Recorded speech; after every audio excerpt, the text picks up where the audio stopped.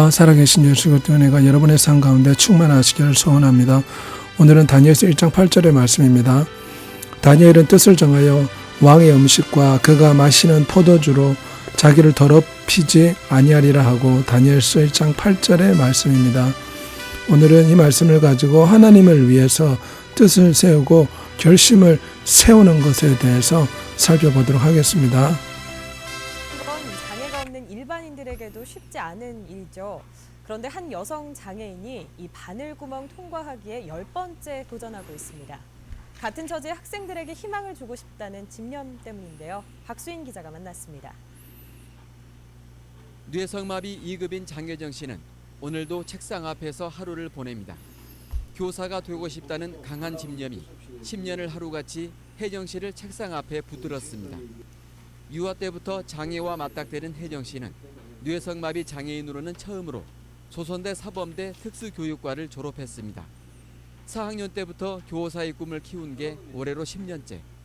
1차 필기시험에는 여러 차례 합격했지만 수업 실연과 면접에서 번번이 쓴잔을 들어야 했습니다. 혜정 씨가 교사의 꿈을 저버릴 수 없는 것, 자신과 같은 장애 학생들에게 희망을 심어주고 싶은 마음에서입니다.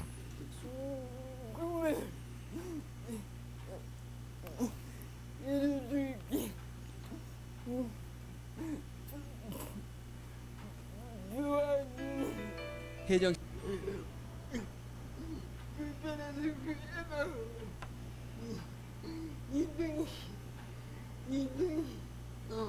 없는 거 아니지.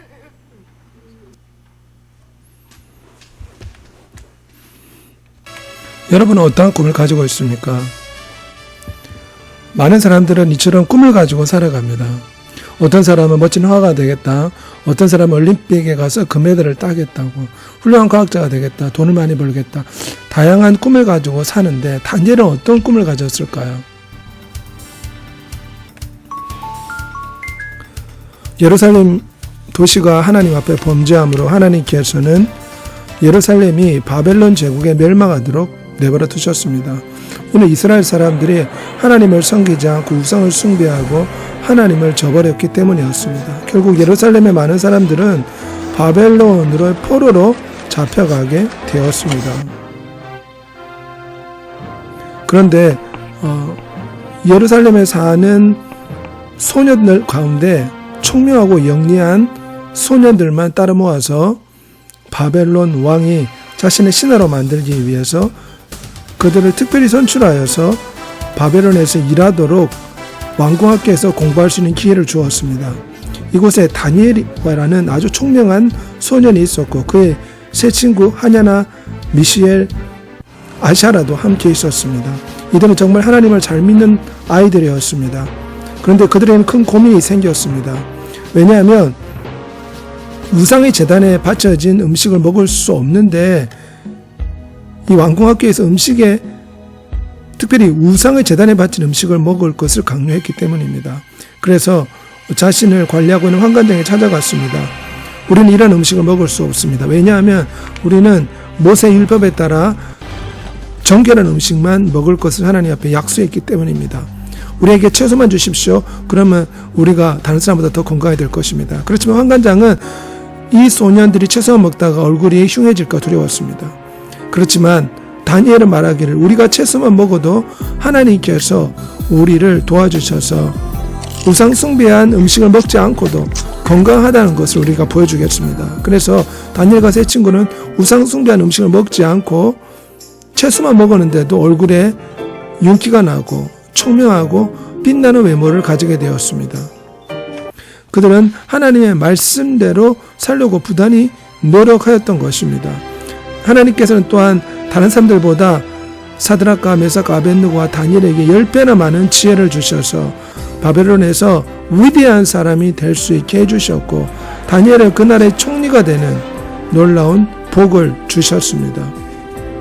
우리도 하나님을 위해서 뜻을 정하고 살아간다면 하나님께서 놀라운 지혜와 복을 더하여 주실 것입니다.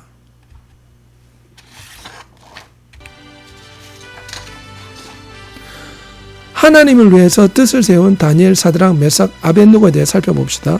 그들은 바빌론의 포로로 잡혀갔습니다. 그런데 그 바빌론에 가보니 우상 앞에 드려진 음식을 먹는 것이 그들의 간섭이 되었습니다.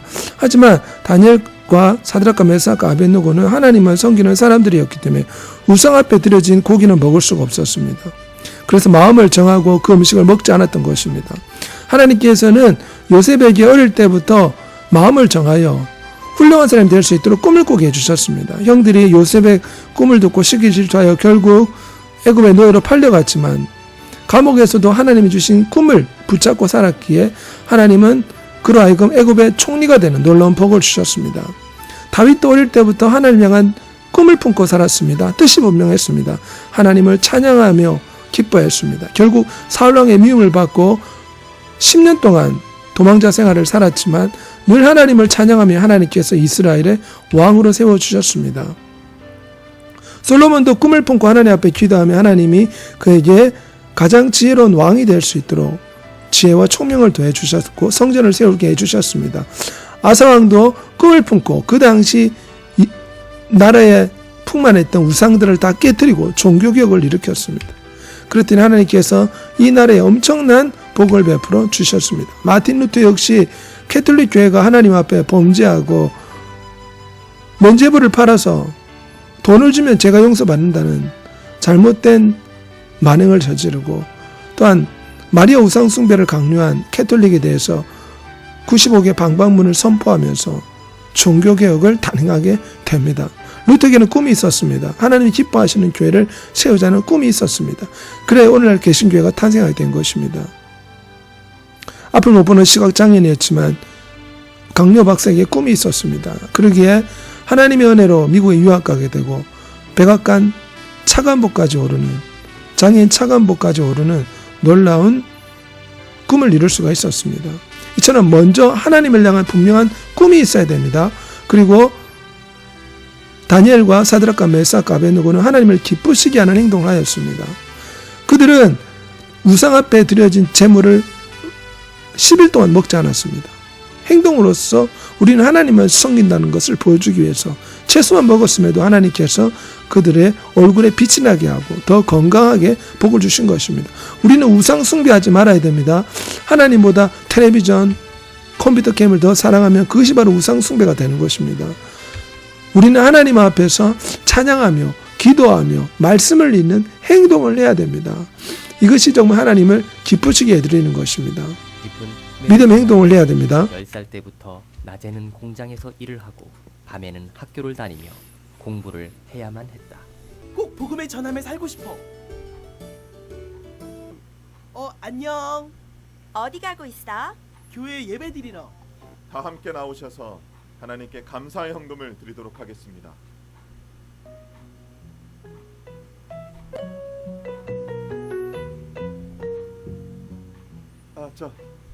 리빙스턴, 거기서 내려오겠니? 전 돈이 없어서 다른 사람들처럼 돈을 낼 수가 없어요. 하지만 전 하나님께 제 모든 걸 드리고 싶은 마음이에요. 그래 제 자신이라도 드리고 싶어서. 성인이 된 후에 아프리카의 선교사가 되었다. 주님께 예배의 제물로 드린 한 소년의 그 결단처럼 그렇게 살아간 것이다. 발길이 닿는 곳마다 병자를 고쳐주고 복음을 전하며 원주민들과 그리스도의 사랑으로 두터운 우정을 맺어갔다. 리빙스턴은 하나님 앞에서 하나님을 기쁘시게 하는 뜻을 정하고 하나님이 기뻐하는 행동을 하였던 것입니다.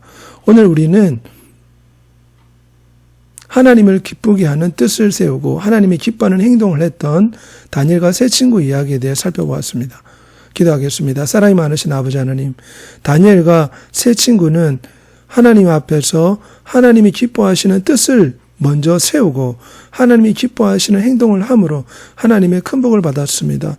그들은 우상 앞에 드려진 재물을 먹지 않았고 도리어 하나님 말씀대로 살고자 부단히 노력하였습니다. 그럴 때 하나님께서는 그들에게 복을 주셔서 바벨론의 모든 관리보다 10배나 뛰어난 지혜를 주셨고 결국 다니엘은 국무총리가 되게 해주시고 사드락과 메삭과 아벳느고는 지방을 다스리는 고위 공직자가 될 수 있도록 복을 주셨습니다. 우리도 하나님 앞에서 하나님을 기쁘시게 하는 뜻을 세우고 하나님을 기쁘시게 하는 행동을 할 수 있게 도와주옵소서. 예수 그리스도의 이름으로 기도합니다. 감사합니다.